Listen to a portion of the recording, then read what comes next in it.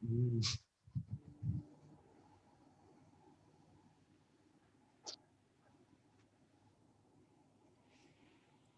right, see ya. And then just open Zoom back up. Down bottom right. Yep. Yep.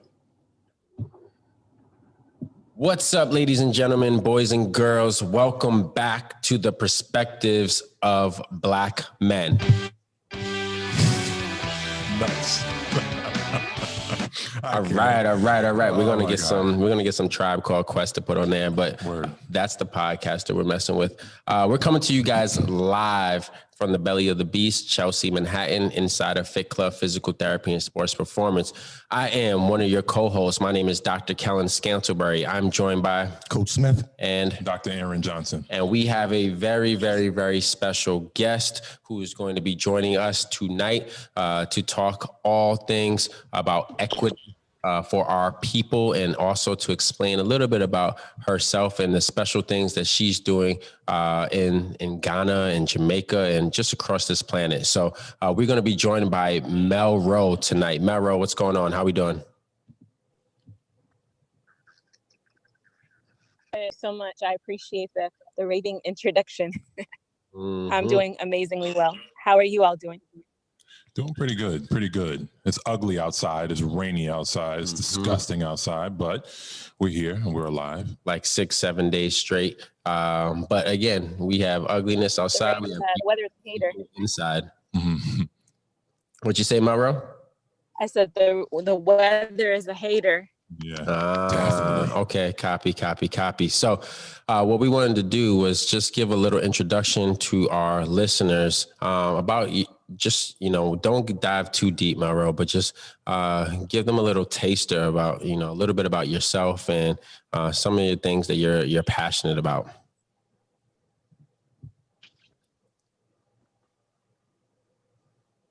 Sure. I'll start off with I'm passionate collective healing of our people. My name's Melissa Rashawn. I go by MelRo. I live in Columbus, Ohio. I'm originally from Seattle, Washington. I grew up in foster care. I was a homeless teen mother, and based upon the painful experiences from my past, it became the catalyst for what I'm doing now, which is I'm an agency director for CASA Ohio, which is an organization that supports foster youth by finding them voices, court-appointed voices in the system. And then I'm also a project manager for an organization called I Heart Africa, alongside Shaka Bars and a whole bunch of other really dope people.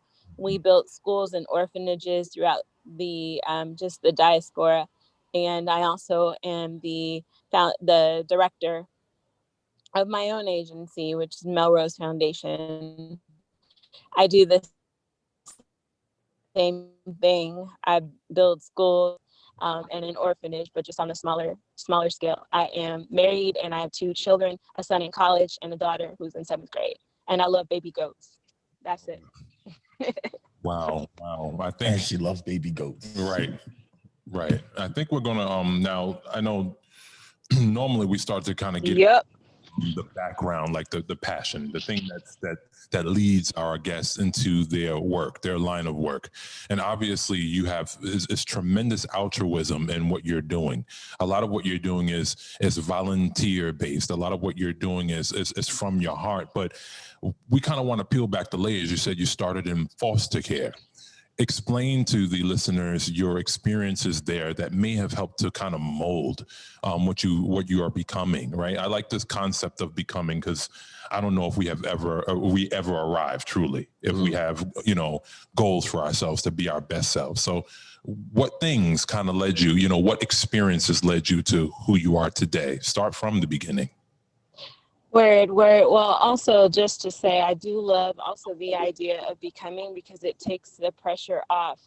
of like this being destination happy, or I'll be happy when this happens. Right. I always say to myself that my finish line is always moving. So big ups to becoming. But yeah, man, so like I was actually born into foster care. So when we talk about generational curses or generational trauma, like my story it was 100% speaks to that. So my grandmother had my mother at 15. All right. And then my mother ended up being raped while she was living in foster care. And she was living in foster care due to family abuse. And she was raped at 13 and a half years old. And my father at the time was in his 50s. And I mean, I'm thankful that she made the choice to carry me. You know what I mean? Like, because I don't know that I would have been able to do that. But she did. And yeah, that's just kind of like how my beginning was, literally born into the system. And so, you know, my mother being 13 and a half, 14 by the time I was born, it's like every time she would hold me and look down at this baby, this was like a constant reminder of the trauma that she had gone through. So it's like on one side, she's like, you know, this is a real life human being baby. But on the other side, this is a reminder of what happened to me. And so when I was 9 months old,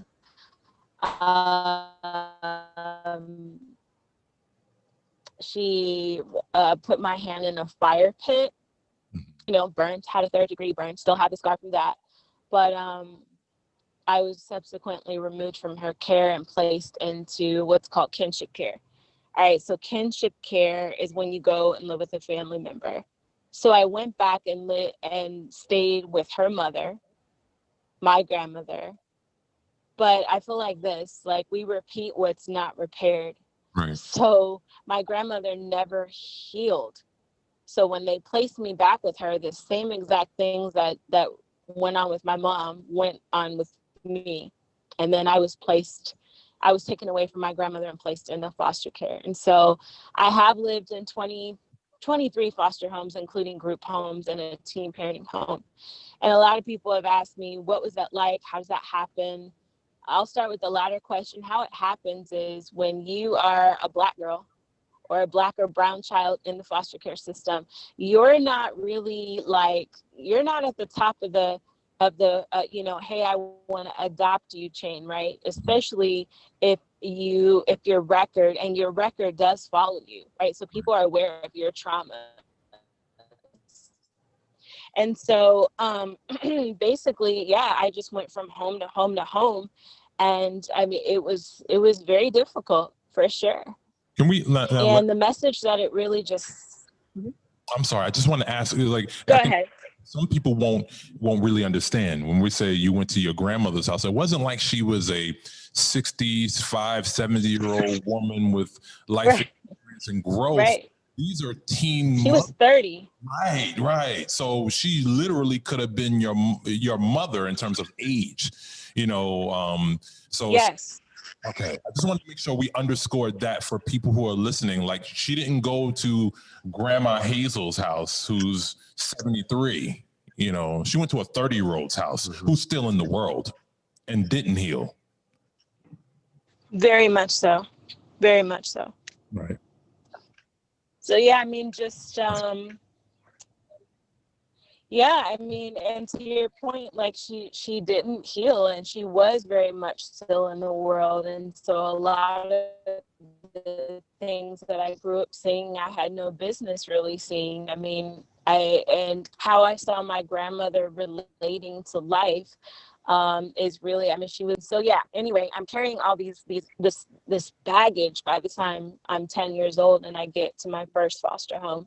Right. And I mean, it just kind of kept going from there. Like, you move from one foster family because, you know, they don't like how quiet you are. And the other foster family is like, yo, we don't want to be foster parents anymore, or we don't like her behavioral problems. And the more I kept going from foster home to foster home, I was like rising the occasion. So like, I'll say I'm bad, I'm about to act the hell up.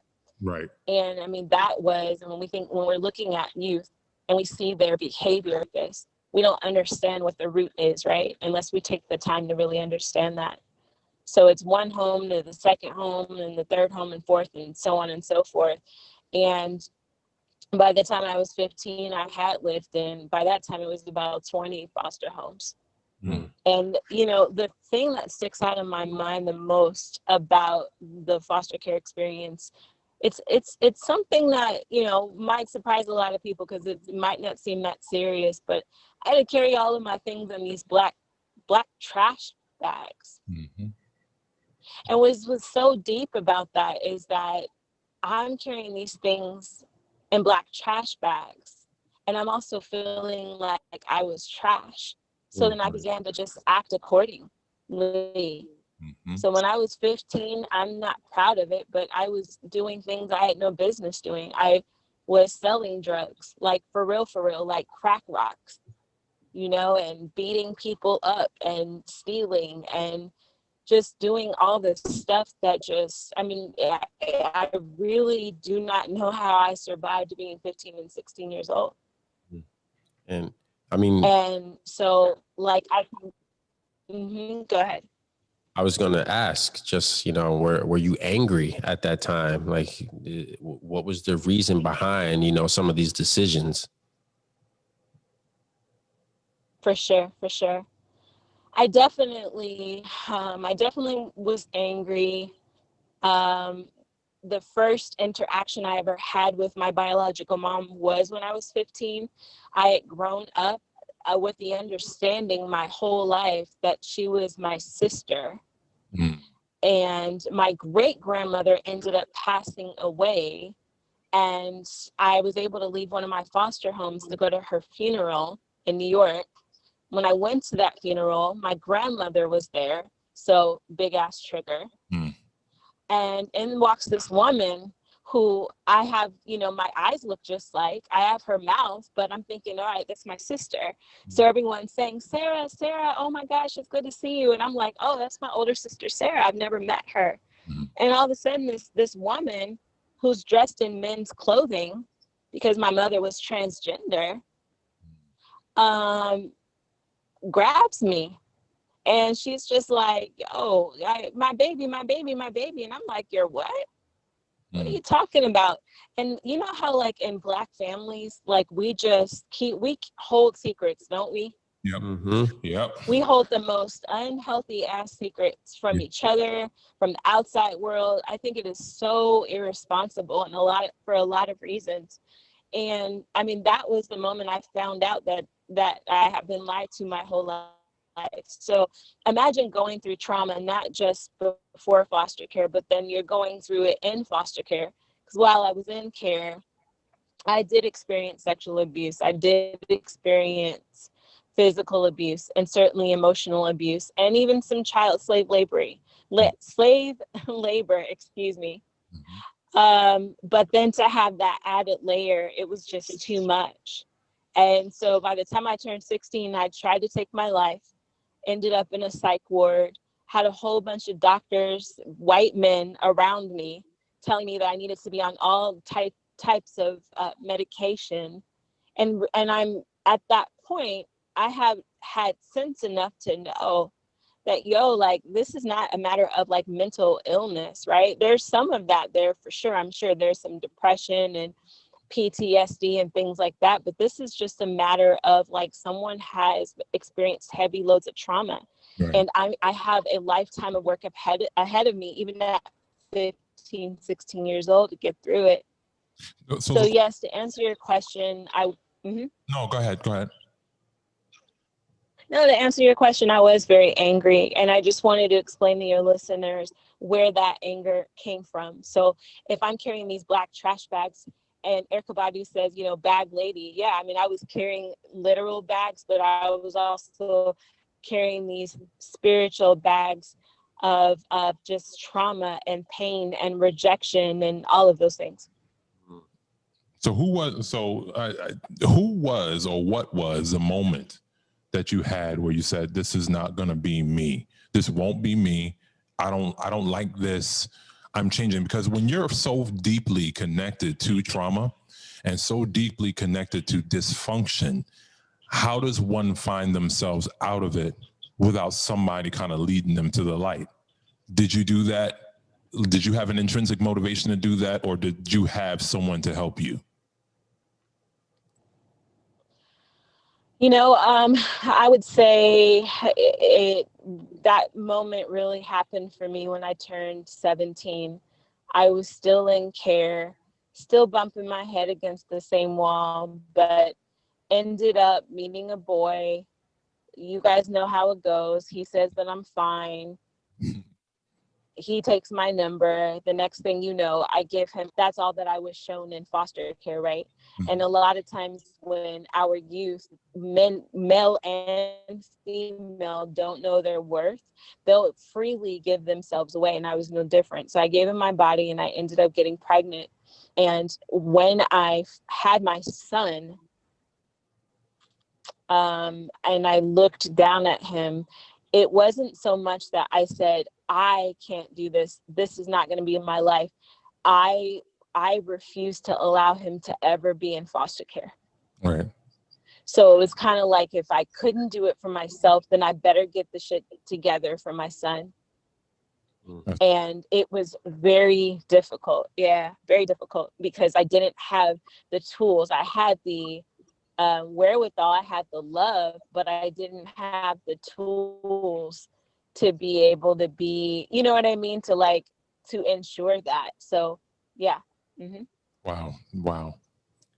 Being in the system, you know, Dr. Johnson here found an angel in Arlene Johnson. Was there any sort of positive impacts in your life from foster care? Was there any one person who you were able to connect with at all, or was it just, you know, negative experiences? Yes, there was one particular gentleman who is still my mentor to this day. I'm 40 years old. His name is Dr. Donald Felder, and he was my anger management counselor. So I was required by the state of Washington to go through anger management, as well as classes, as well as counseling, and then some parenting classes in order to not lose my son. And Dr. Felder was that anger management counselor. And we just clicked, and he became like a surrogate father. And he still is one to this day. So he was and has been a very powerful force. I've I've been invited to speak at his classes and have done it. So it's just really dope how it has turned back around. However, I wish that I could say I had more people really speaking life into me, but you know, we're talking about like 1990 to 1995, 96, and we just didn't have the resources that we have now. And I was also surrounded by like a bunch of white people, right, that were making decisions about my life. And I'm not saying that white people cannot make great, you know, amazing decisions, healthy decisions for Black foster youth. But what I am saying is that Black foster youth females, we have very different needs, and we need to be represented by Black women and Black men that get it.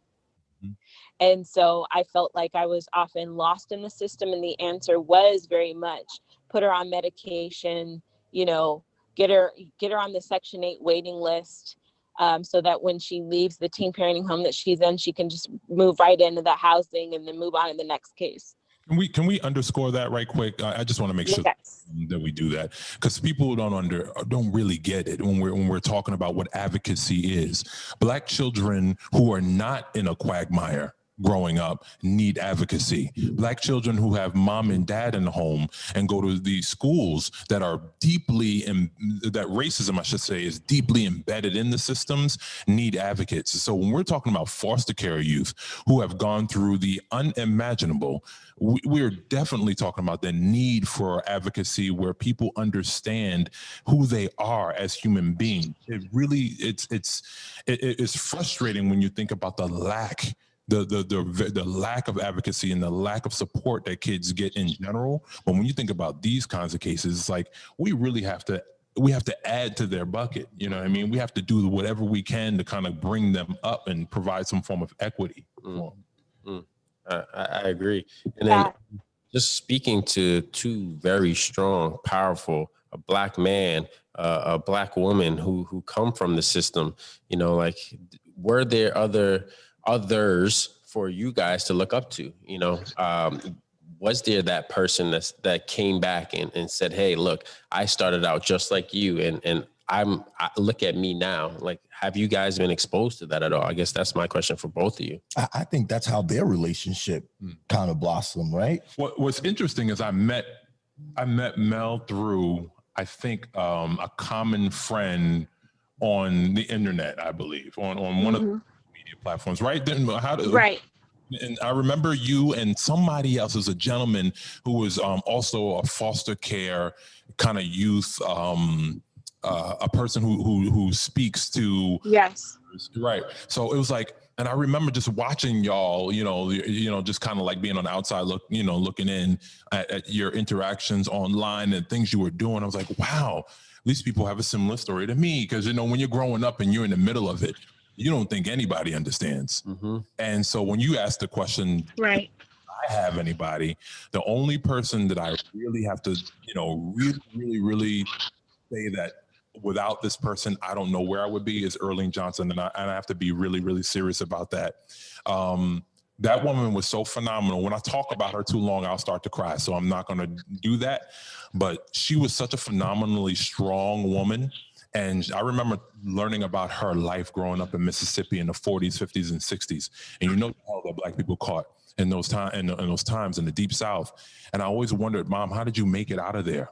How did you make it out of there alive? You know, and she would always encourage me about how she navigated.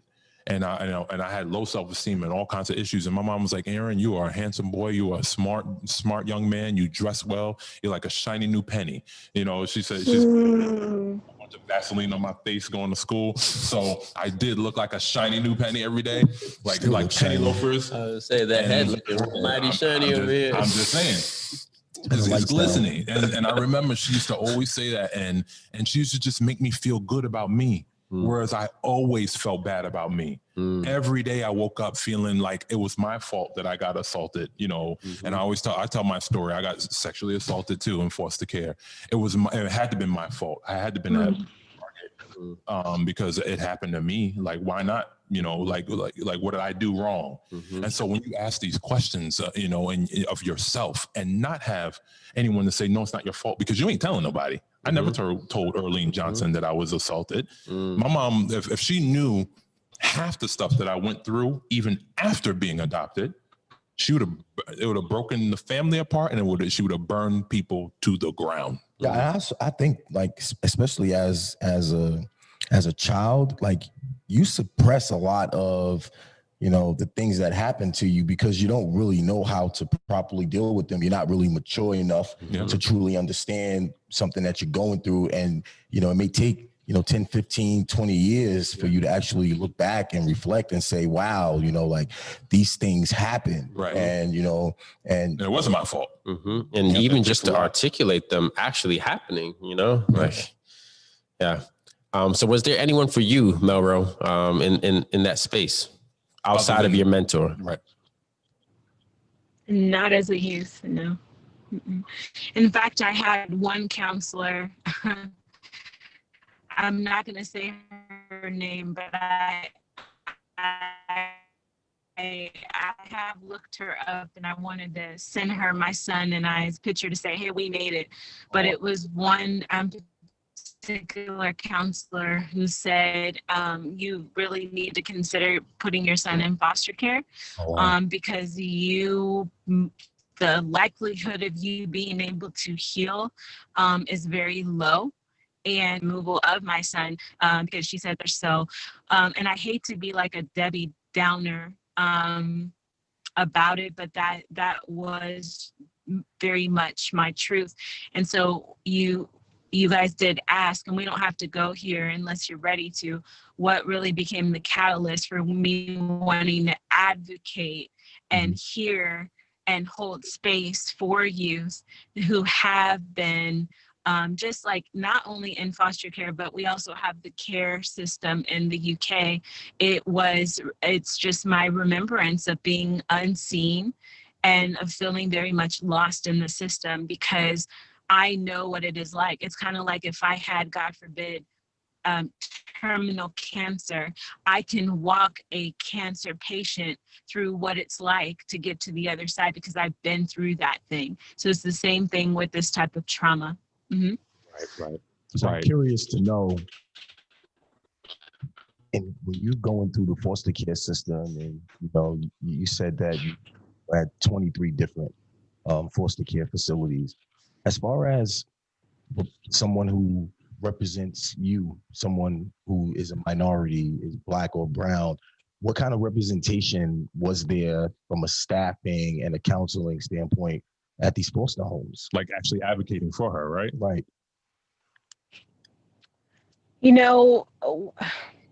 So I actually actually never had a Black caseworker. All of my caseworkers, I had 4, and 3 of them were white men, and one was a Mexican woman. So I didn't have that representation. I didn't have someone that looked like me advocating for me. And I think that is why, and I know that is why a lot of the things that occurred did occur, because of just not having that advocate.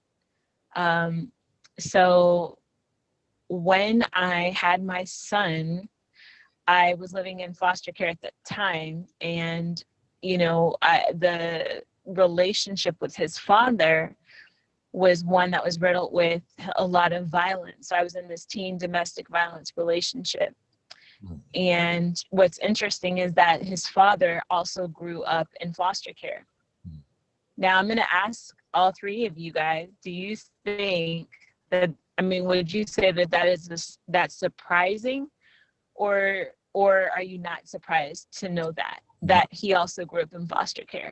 Not surprised. Trauma bonds, right? Yep. You said not at all? Not a surprise at all. There you go. So for those of your listeners that don't know what trauma bonds are, Dr. Johnson, can you break that down? Like people who have like trauma or kind of gravitate towards each other, and unfortunately try to, in dysfunctional ways in a lot of cases, kind of nurse the wounds of each other because they recognize them in themselves. And it's normally dysfunctional and normally functionally dysfunctional, and normally doesn't necessarily lead to a successful relationship. Now that's got an elementary version of it, but I'm pretty sure you can articulate it better.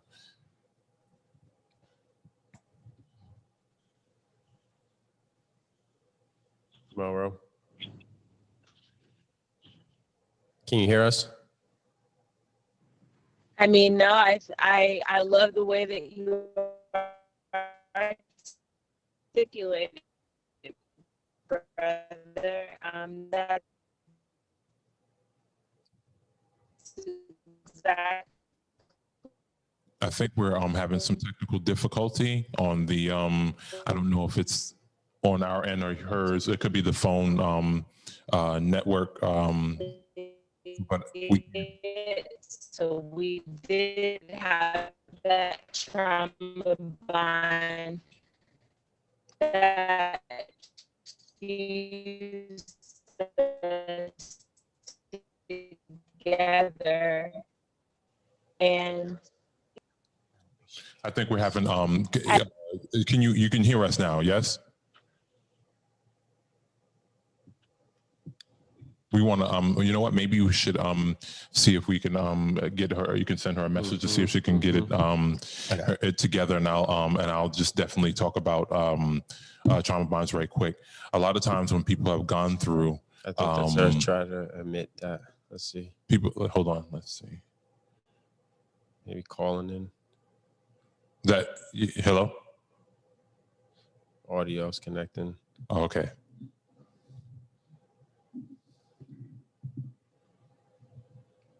tell you, in the age of COVID, we always have to do so many different things, and so many, and you know, kind of, you have to be able to on the fly be, you know, adjust, roll with the punches. pivot. And so, and especially for someone as dynamic and whose information is so important as MelRo. So we're gonna ask MelRo to kind of run it back, a little remix of I was asking, was my explanation of trauma bonds actually sufficient enough? And I think that's where we started having the difficulty. What do you think, MelRo?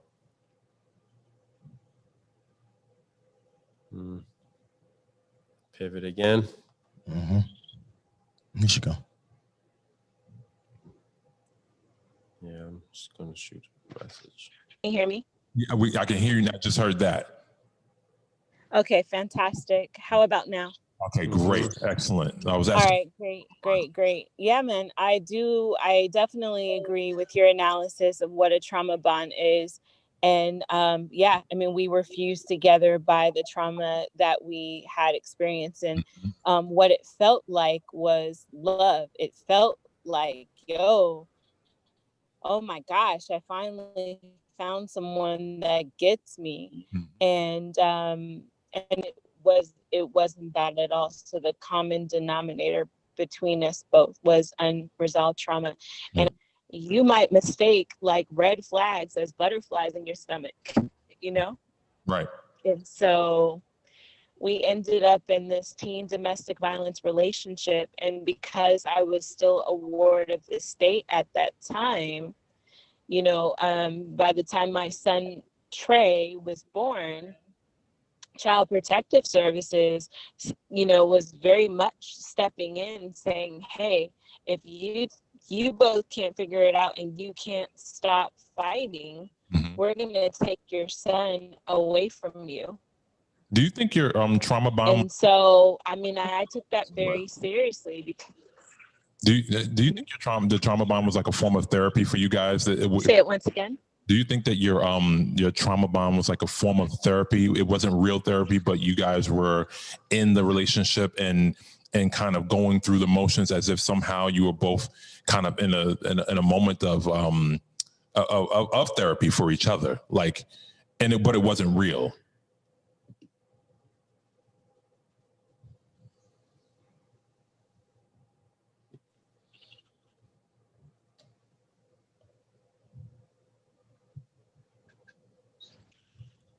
I think that that it was a form of therapy is because when you have been exposed to so much trauma and that trauma no longer is there, it's like you need a fix of that trauma just to feel normal again. Where it's like someone might say, what do you mean like a fix, like a drug fix? And that's absolutely how I feel. And I think if we were to even scientifically look deeper into that, we would see that like when your adrenal gland and stuff like that is overworked, you are going to do everything that you need to do to keep that going.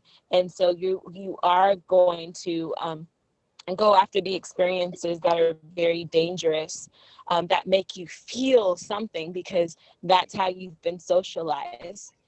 And then even on from a DNA standpoint and a scientific level, I think there's something to be said with the body for that. So for sure. Okay. So I know your inception, you know, and when just speaking to you off air, we use the term like an ugly inception to a beautiful life. And, you know, as part of your beautiful life, you had a modeling career and a lot of self-healing.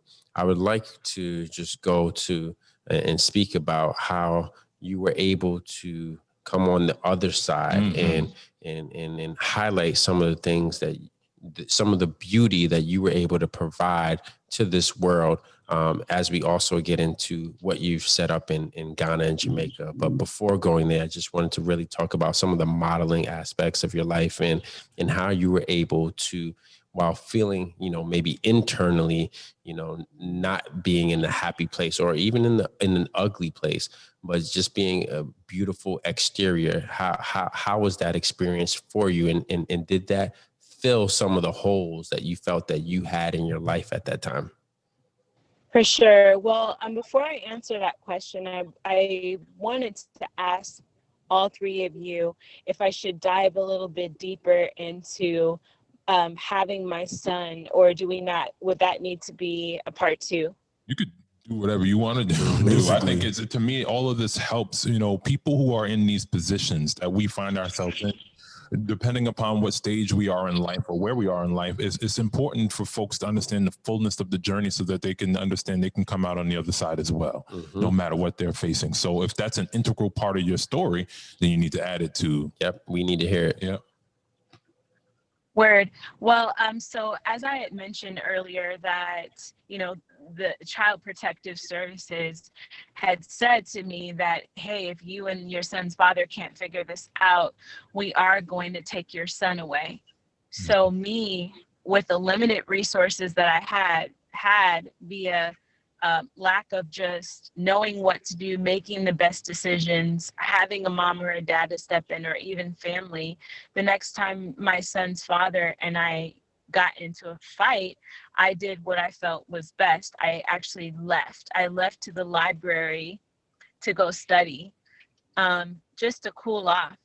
I stayed gone, brothers, for I don't know, 4 hours or so.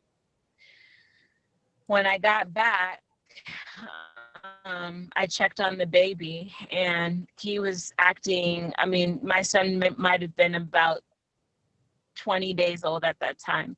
He was shuddering. You know how like when you used to get your butt whooped when you were growing up and you were like, like that kind of thing, but he was doing that. And then I noticed that his eyes had broken capillaries all over from screaming. I immediately called the ambulance. They took us to the children's hospital. And after a series of tests, we found that my son had been shaken by his father. Wow. I was given, and this will make sense why I'm sharing this part of my story. It's not just because, now he's in his final year in college and School of Engineering and he's fine, but it's because it's part of the work that I do now for foster youth. But I was given 24 hours to find a place to live, because remember, Child Protective Services said, if you guys can't stop fighting and you fail to protect your son, we will remove him from your care. So 24 hours to get it together. So I ended up in court. It was like an emergency hearing. I had a court appointed guardian ad litem with me, or a CASA. And she just was advocating. That was the advocate. That was like the advocate, but she had just met me that day. And she was, I'm doing excellent in school, and I'm an upstanding young woman, and I go to church every Sunday. Like, she's pulling everything she can out. So the judge deliberates. I don't get to say anything other than, please, Your Honor, can you give me one chance to keep my son? So the judge gave us 24 hours to find a place to live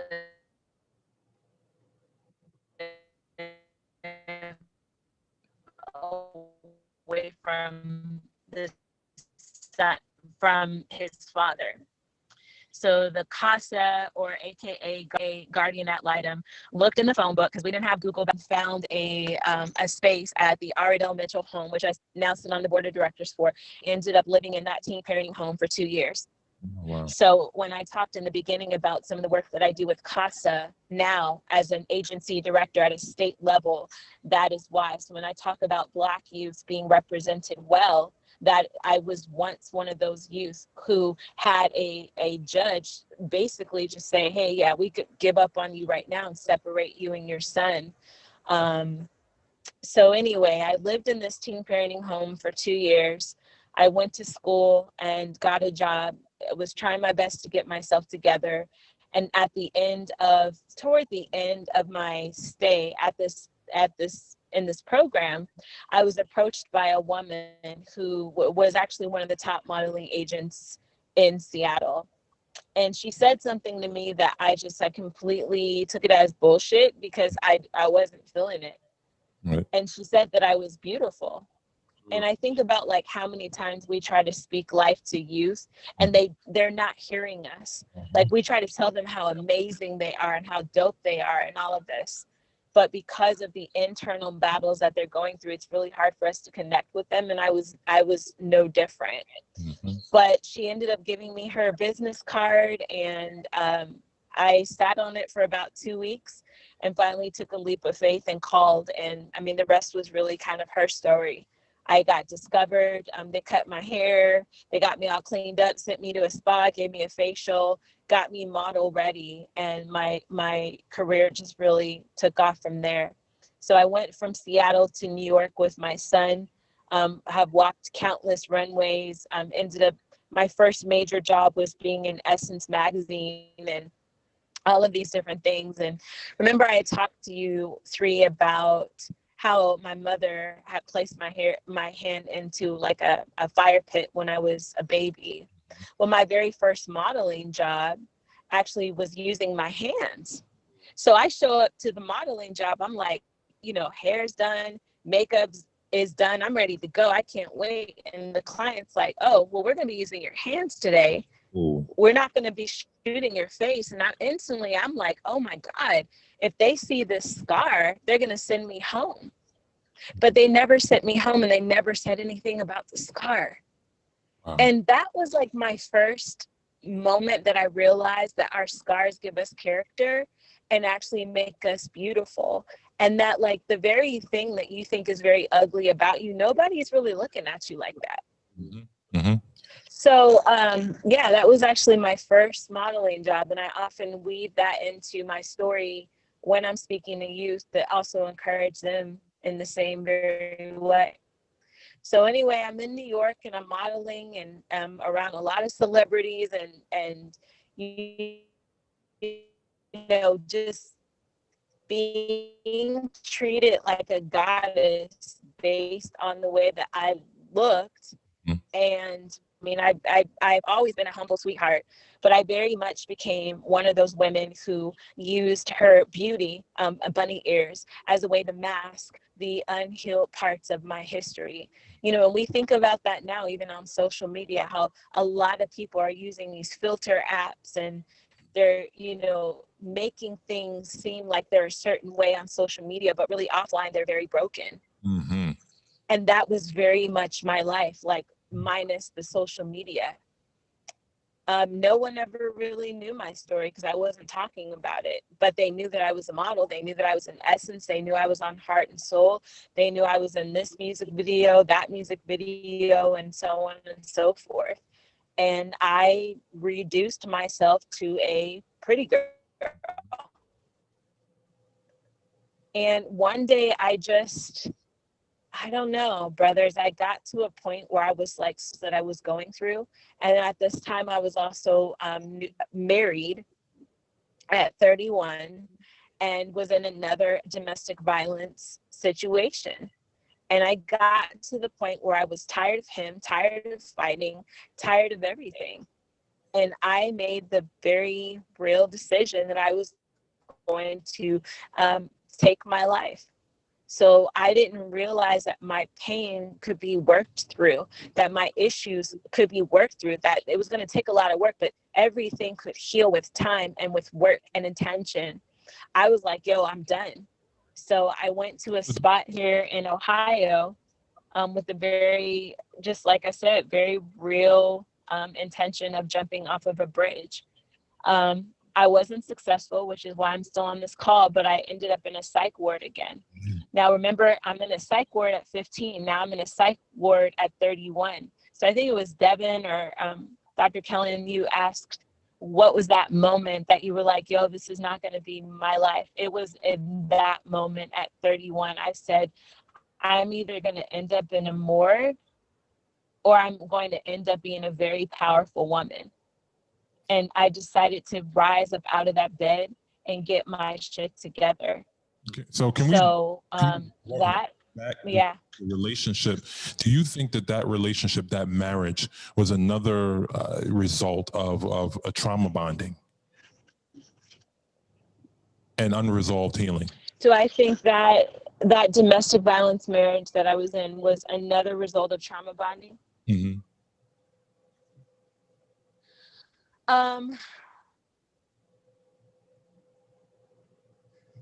I don't know, because, but I do know this. I do know that we often choose partners based on what we saw when we were growing up, if we are not diligently doing the work to heal ourselves.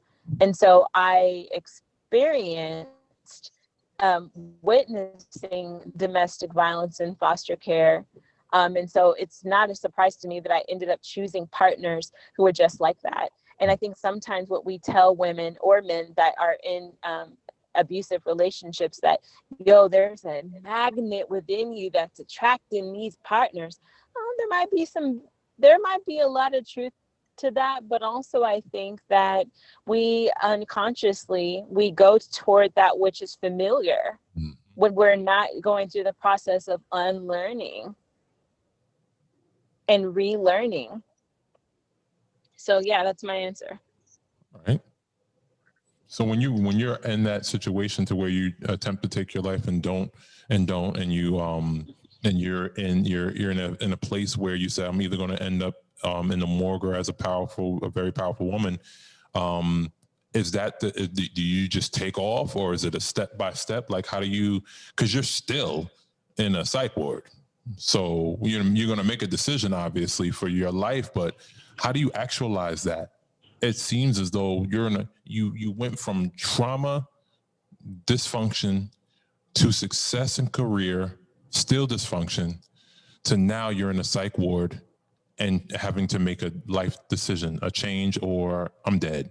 How does that go? How does the transition happen?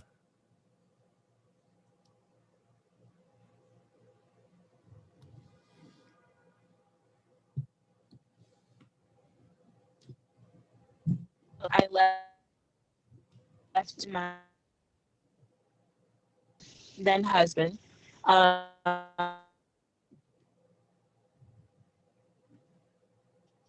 also stopped modeling. Uh-oh, I think we lost her. We're going to try to get her back. I think at the end of the day, here it is. When we're talking about these, and I think she's back, it becomes difficult when you're dealing with trauma to really make good decisions, right? When you're dealing with a situation to where haven't had the wherewithal, I haven't had the tutelage, I haven't had the foundation to make great decisions. And you get into a point where you're going to have to make a decision for your life. And here it is. She's domestic violence situation, successful in a career, has a child. She's wearing all these hats. She's doing all this juggling. The question becomes, how does that transition happen? And she says she leaves her husband, and then she leaves modeling. So are you back with us?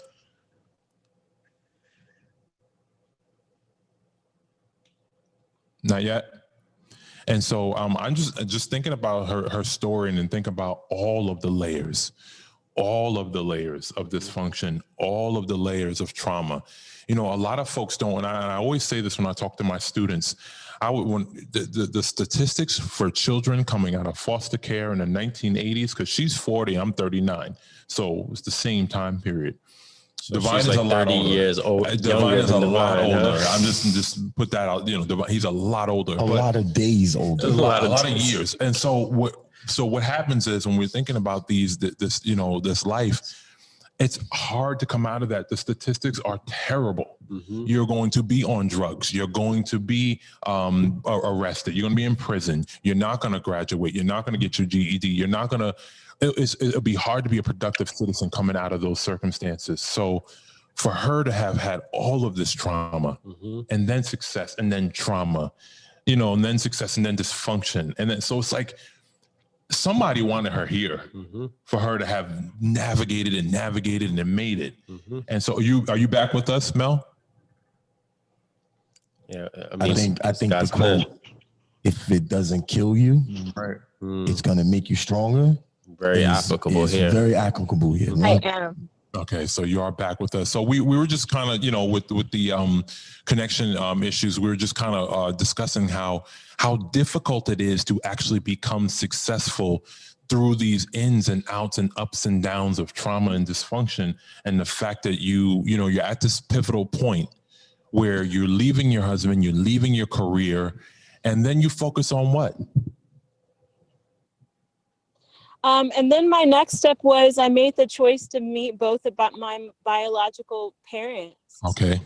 It wasn't difficult at all. My mother made contact. My biological mother made contact with an aunt who I was still in contact with, and we were able to connect in person and have very healing conversations before she passed away.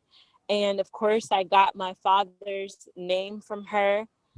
And went to Chicago and met him and my 11 siblings and nieces and nephews, and went on that path of forgiveness with him, which wasn't easy. I have to tell you that. And he also passed away. Do you think it was necessary to forgive them? I think it was necessary, like what they say. It's not mine. It's not my original stuff, but they say that unforgiveness is like drinking a poison, except you are expecting the person who harmed you to die, and you're the one that's dying. I mean, I was in a psych ward. I was dying. Right. So it was necessary for my healing, and it's also a very huge part of my story. How am I going to tell others to forgive when I don't even live that life on my own? The next piece is that I came across some statistics that really pissed me off. And they were, at that time, that there were over 400,000 foster youth in the United States. And 23% of them would end up, at that time, it was 21% of Black females in the foster care system would end up becoming teen parents. 33% of foster youth would not possibly, but statistically would end their lives via suicide. Over half of them would experience incarceration. Only 3% of them would go to college, and so on and so forth. And I was like, I fit these statistics. Right. And that frustration with the system really became like, I was like, I'm going to be the change that I wish to see. Yeah. So I started speaking, and was sharing my story, but not from like I remember when, and this person did that. No, I wanted to focus 20% on the trauma and 80% on the ongoing triumphs. And I wanted to show other people in a very real way my process, to let them know I haven't fully arrived, and I never will, and I never want to. Right. But this is how I'm doing it. And then from the speaking, things just really started popping off. When I say popping off, like there were different organizations and people that took notice. So I spoke at Harvard, and I was on CNN, and I was on the Today Show, and on this show and that show. And again, sharing the narrative. And I wanted to do more than just share my story, gentlemen. I wanted to, at that time, I was working for GM as an auto show narrator. So in addition to the modeling, I was like traveling the country. When you would go to the auto shows, I would be one of the, women talking about, the windshield has extra thick acoustic laminated windshields in the front and side glass to block wind noise from entering the cabin. Like, I didn't want to talk about can you hear me? Yeah. Okay. I wanted to talk about what really mattered, and that was, how do we attack these statistics? I was trying to make you guys laugh, and you didn't, so I thought I froze again, but that's okay. We're gonna move on. No, it kind of. But yeah, that's how Dr. Johnson is. Yeah, man. It's like a little light snicker and then back to business. No, but listen. So I took the experience with doing auto show narrations and training the dealers on the auto show lineups, or the car lineups, the vehicle lineups, and all the features. I took that experience and decided that I wanted to speak and teach about, like, anything having to do with foster care. So I got my certification to certify foster parents and do pre-service training with them. And then I became a state trainer for foster parents, like doing ongoing training and talking about adverse childhood experiences and the effects of trauma and so on and so forth. And then I wanted to take it a step further. And CASA, the organization, came across my lap again, and just drawing from my experiences in foster care and being misrepresented, I was great to work as the chief diversity officer for them. So that's really just how it all popped off with my work, happening here for foster youth. I knew it well. I have my GED, gentlemen, and some college, and I'm not knocking people that have gone to school. Like, I have so much respect.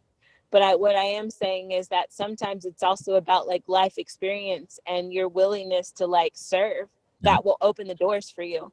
Yep. You're exactly right. Doing the work. Yep. Doing the work. That's my story.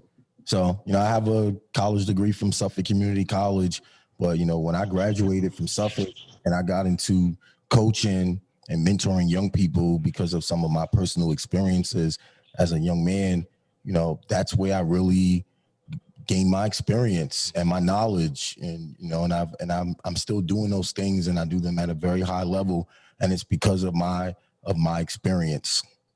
Right. College isn't everything, even though I've gone way too many times, but that, I think, to be honest with you, I just think that was just a part of my response to my trauma. One of my friends who's a social worker, I think I may have spoken about this story once before. I'll be very, very quick though. I graduated. I finally defended my dissertation. I was happy. It was fresh. And then St. John's University sent me an email, because they love to send you emails immediately. And they were talking about a very new PhD program and blah, blah, blah, blah, blah. And I was like, huh. And Portia was like, don't you even look at it. You just finished. And so my friend was a social worker. She was like, I know what you're doing. She said, but you have enough toolkits in your toolbox. You have enough tools in your toolbox. You don't have to do that. She said, you are enough. She said, I understand this because you are me. She said, you have this idea of I'm not enough, so I'm gonna keep on I'm gonna get this certification. Then I'm gonna go ahead and get this degree. Then I'm gonna get this other one. And you're gonna keep on filling that toolbox to kind of prove that you are enough. She said, but you were enough before the doctor, enough before your other degrees. So she said, you're good. And I was like, I had to sit back. That's real. And wonder why did I go to school that many times? I just want to just make a observation. So we have our participants here, and we have a chat rolling. And I would implore you guys, if you have any questions for MelRo, to please put them in the chat, please. Right. So I want to talk more about that triumph, because again, there's a lot of trauma. So I want to talk about the other side and that triumph. So again, bring us through more of the triumph. I know we talked about schools in Ghana. Can you please just give us a little information about some of the work that you're doing and the philanthropy work? And before you do that, what led you there? Was that a natural progression? You're doing all of this work with children here. Was it just natural to take it to the motherland?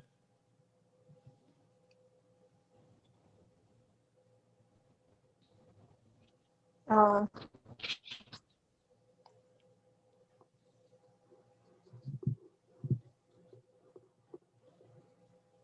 I think you went out again. I think she's there.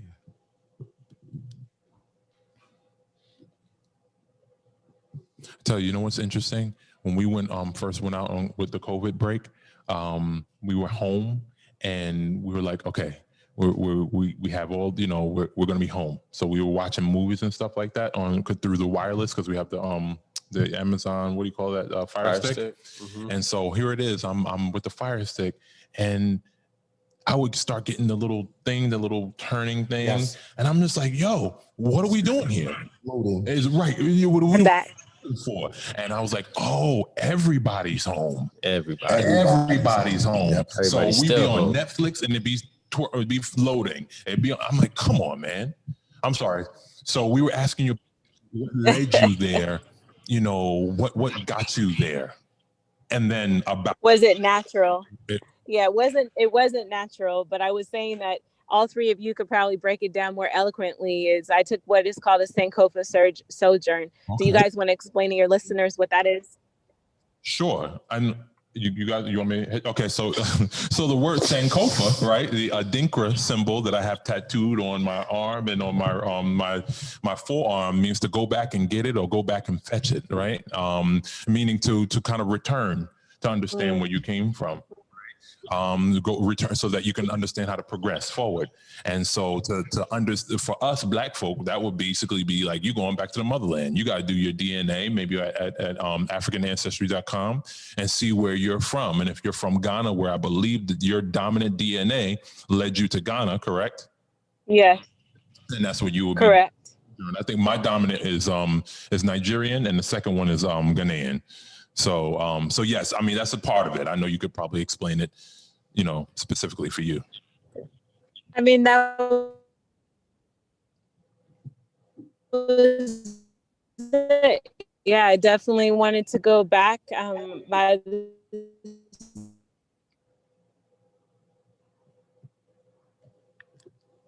think you phase out a little bit. I think it's time I had lesson. What was just kind of me needed to do that. That was a huge part of my healing. Can you hear me? Now we can hear you. Yeah.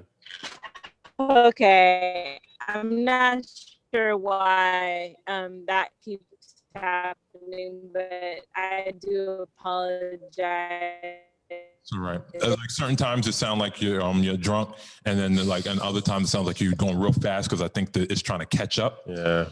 And I think it's been like that. For certain people, it's like that for in terms of where you are, and plus you're. But I just was saying that it was just for me. I wanted. Yeah, and she was cut off. I want to go back to what's the saying? Sankofa. Sankofa. I was just about to go right there. We definitely want to have this conversation. But yeah, I did that, and spending some time, and COVID gave us the availability to go back to, for me, it helped me get back to my roots. I was able to look at, like you said, Ancestry.com, and I didn't know that my blood was Nigerian blood predominantly. I had, people in my circle who are Nigerian, and they're identifying, with, their roots. And I'm just like, honestly, I didn't really know much. I thought like I was like Native American, like family stories, like, oh, like you're a little Native American, until I did the chromosomal test, and it came back, dude, I am less than 0.01% Native American. Right. So when we talk about like, I don't want to say family lies or secrets, but I'm like, where is that coming from? Like this whole Native American aspect, right? But like Nigerian made up the majority of my blood as well. And you can't go forward. And I love this saying that MelRo brought about to us, because you can't go forward unless you know where you're from, right? And it's really important, I think, for us as Black men and Black women to know where we come from and know the history, because then we can move forward and go into that triumph. So, man, I'm back. Can you hear me? Yes, now we can hear you. Okay, fantastic. I love what you said. And again, that was just totally that's all I wanted to do, was just understand more about who I was, but outside of the trauma, because trauma was my identity for a long time. That's why I needed to put those bags down. And I needed to remember that like I was no longer carrying Black trash bags anymore. It was time to let all of that go. So it was hanging up my modeling for a while. It was hanging up the trauma. It was distancing myself from all of that and creating new experiences. So one was done doing any plan was to go over there, buy some, bomb African clothes, some shea butter, and eat good food, and go, go on the beach, and that was it. But then I just started connecting with people who were like, yo, if you're going to be over there, why don't you just do a little bit of speaking too? And I said, okay, yeah, no problem. I'm happy to do that. So I started hitting up a few schools and visiting a few schools. And it was one particular group of children that I met. And just their experience broke my heart. A lot of the girls were victims of human sex trafficking, and some were teen moms. And when I asked where their school was, like we were literally standing on dirt, and that's where they were like getting their lessons, you know? And I'm like, well, why don't they have a school? And they told me it's because of lack of funding. And I realized that this Ghana trip, this Ghana thing was so much more than what I thought that it was.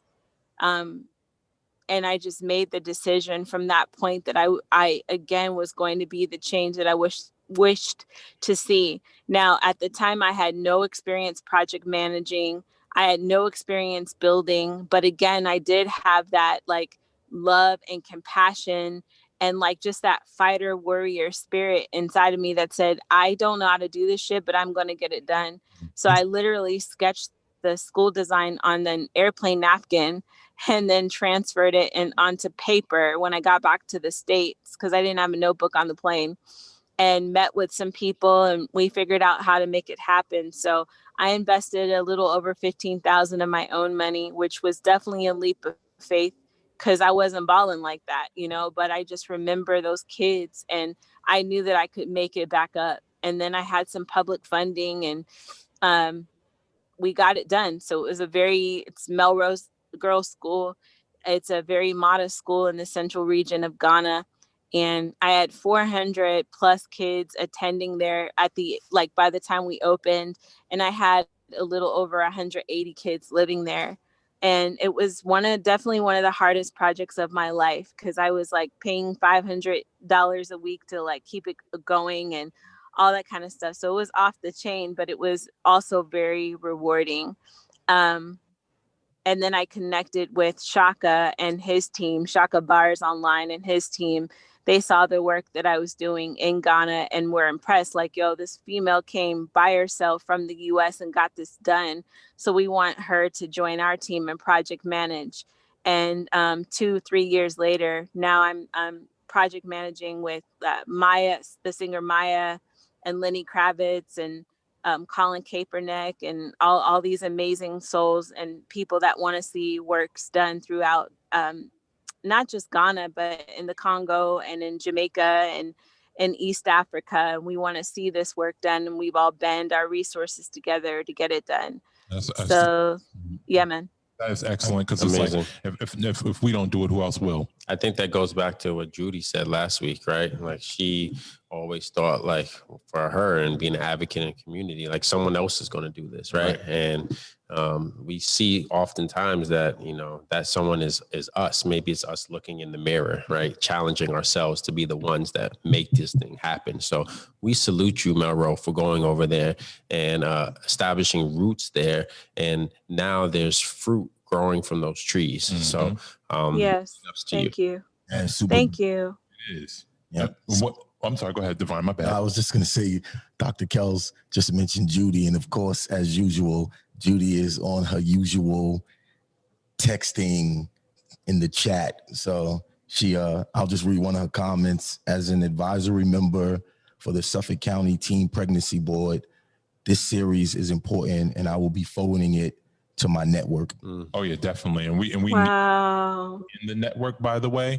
I already asked her, because we have a little group at my school. Once we get this, either get COVID behind us or we stream her in, we'll want to pay for her services, for her, what she does for our kids.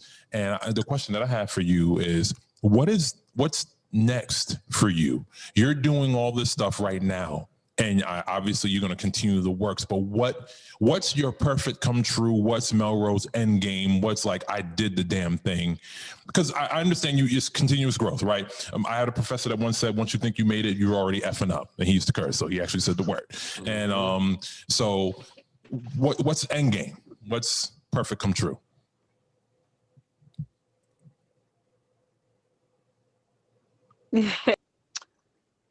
Perfect come true where I can walk and hear a baby cry and not be triggered anymore. Is completely healing from my past. And what healing looks like for me is no longer suffering through those triggers. Don't know if it'll happen in this lifetime, but that, you said perfect end game, right? So that's me on a personal level. Also, I want to just create really dope ass happy experiences, and that's already unfolding, but I want more of that. I want lots of smiles, lots of joy. I want to be motivated not by pain, but by joy.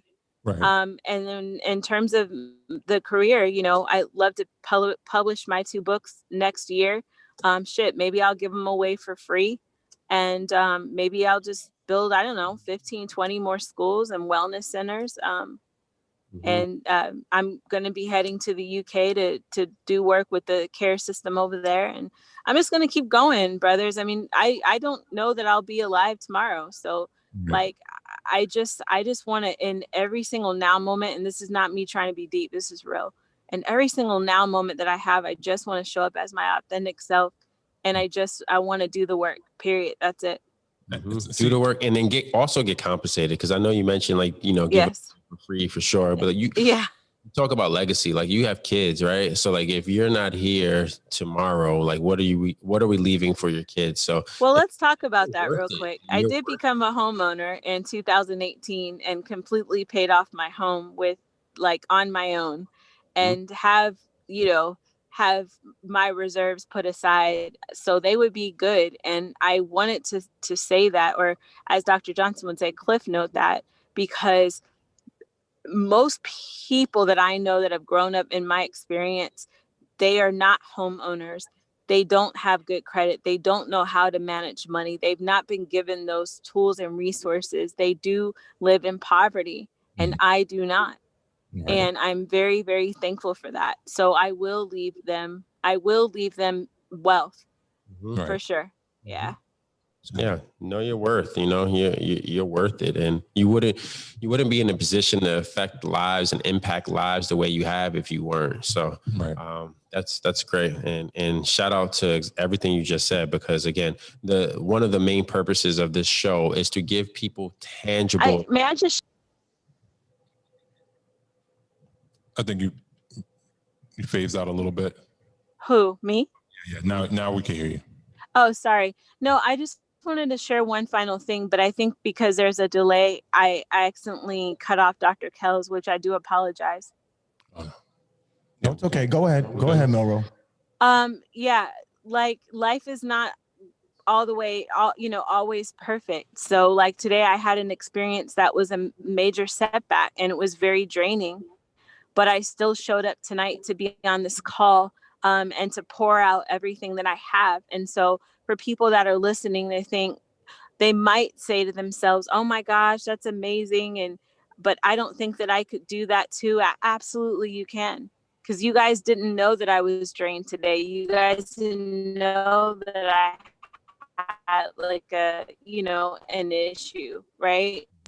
But it's that tapping back into that inner strength and saying, I am going to push forward again and again and again, and identifying what your why is and using that as a catalyst to keep going. So that's all I wanted to say. Super dope.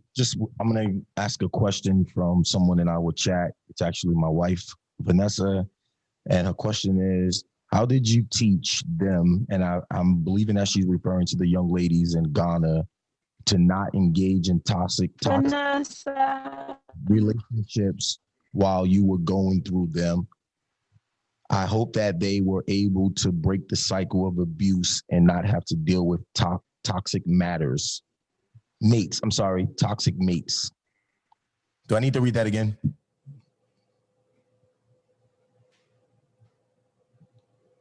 I think we yeah, it's a little bit of a delay. We may have lost her. Mm-hmm. Oh, here you go. Okay. Vanessa, I wasn't actually teaching on how to not be in toxic relationships when I was in one, because I didn't feel that I was qualified to do so. So I only teach about things that I've lived through or I'm living it. But when I did finally leave my husband, I took 3 years to not date anyone and just to really work on myself. And I mean, the biggest thing in terms of like teaching them about avoiding these toxic relationships was really diving into like our relationship with ourselves. What does that look like? And what was our relationship with our parents? And really, I mean, just uncovering like what that looked like, and getting to a place of healing from, if you've gone through abuse with your parents, getting to a place of healing from that, and then understanding and knowing your value and your worth. Because when you're very clear on your value and your worth, there's not a lot that you are going to put up with. So, you know, I think the biggest thing, Miss Vanessa, is just really, really focusing on that message of worth and value within yourself, and also setting up boundaries, respecting other people's boundaries, and then setting up your own. And that's something I've had to learn. So I hope that answered the question. And people have to actualize, you know, I mean, I'm sorry, they have to visualize what they want. They have to see it. Like, they have to see that they're going to gain this thing. They're going to get to this end. And I think sometimes it's hard for people when you're trying to impress upon them, whether they're students or anybody that's in a situation. You're trying to impress upon them that there is light at the end of the tunnel, and a lot of times they just don't see. It's so dark where they are that they cannot see it. Mm-hmm.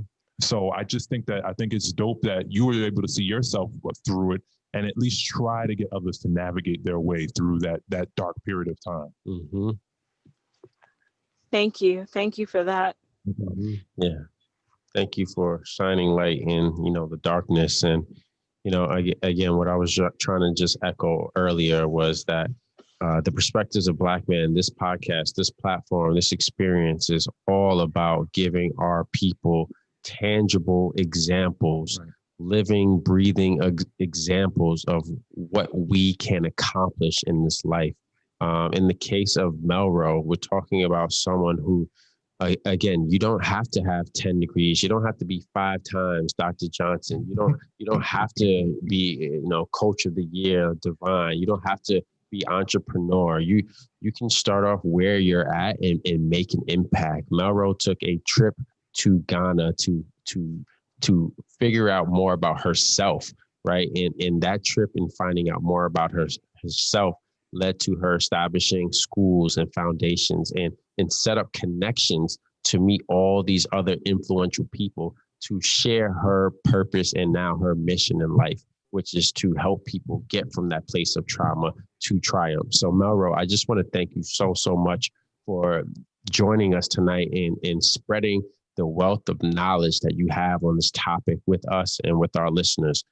Do you want to leave, you know, with any final thoughts for us?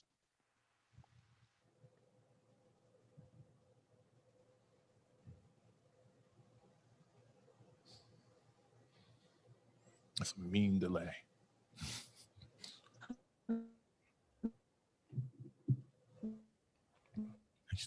Thank you.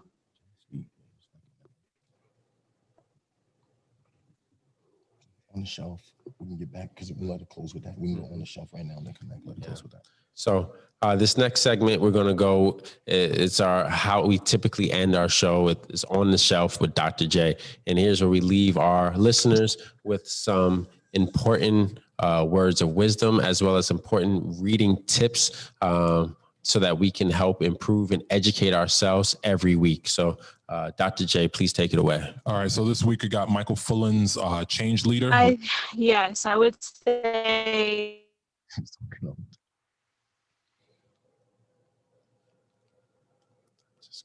I would say Michael Fullen's Change Leader, Learning to Do What Matters Most.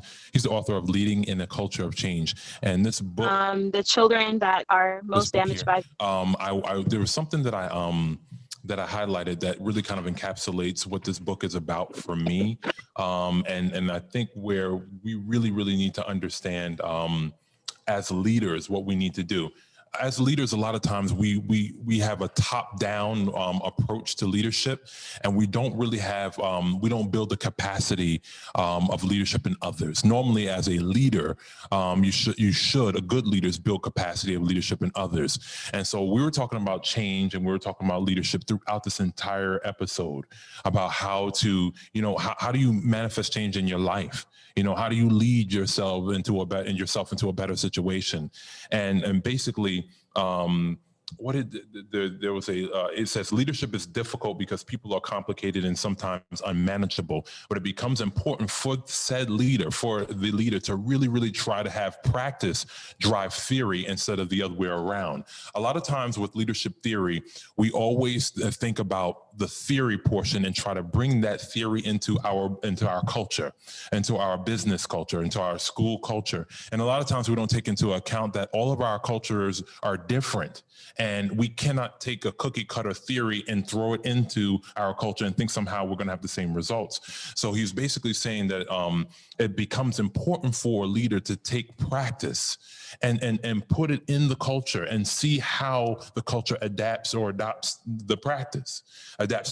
And then you try to figure out, well, what's working and what's not. And so, like it says, an effective change leader actively participates as a learner in helping the organization improve. In other words, you have to kind of get down in the dirt with everybody. Mm-hmm. You can't point and say, do this, and you're not doing yourself what you expect everybody else to do in your organization. Mm-hmm. And so be involved in the practice, but also continuously learn as a group and have these shared values so that you come up with a shared vision and mission. Mm-hmm. Yeah, people buy in more when they are part of baking the cake as opposed to just being given the ingredients. Speaking about baking cakes, right. I think Dr. Kells and his wife are baking something. Oh, yeah. Right now. Something's baking in the oven. Something's baking in the oven at the Scandalberry residence. You want to fill us in on what's going on there? Yeah. Shout out to my beautiful, beautiful wife, Mariana. But we are happily expecting the birth of our third child this coming April. Twins again? No twins. Twins? Well, first question we asked was, is there one in there? And according to all of the tests, this baby is going to be single. So hopefully for a very long time, because it's going to be a girl, right? No. We have some people team girl. We have some people team boy. The debate, the question will be answered this Saturday. We are doing a gender reveal on Halloween on Zoom with our family. So next week, we'll tell the listeners for sure. But very, very, very exciting news. As soon as I mention it to anyone, they're like, oh, COVID baby. And it's like, yeah, I mean, but we always wanted a big family. We're prepared for this. We're happy. We're super excited. So yeah. Well, we wish health and blessings to you and your family and the birth of your child. So we just pray for a healthy child, boy or girl. Healthy baby, healthy moms. Right. Or twins or triplets coming. Triplets would be great. That would be awesome. I'm done. I'm getting fixed if that was to ever happen. That's it. But listen, thank you so much to our listeners, to our viewers. For those of you on YouTube, please hit that subscribe button. Please hit that like button. For those of you listening on Spotify, please do the same. Please like this podcast and make sure you share it with a friend. It costs you nothing to share this. Please subscribe. These are conversations that are so important to be shared with the masses in times like this. This is not a moment. This is the movement. And we want to be on the forefront of that movement. So again, just shout out to everyone. And again, please subscribe, like, and share this message. MelRo, can you hear us?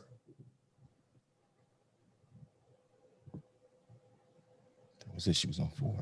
We're gonna have MelRo use her airline miles to get here in the studio. That's going to be the next thing that we're going to do. Yeah, we gotta run this back for sure. I definitely want to get her in studio. I just want to say something. Mm-hmm. Please subscribe. Please subscribe.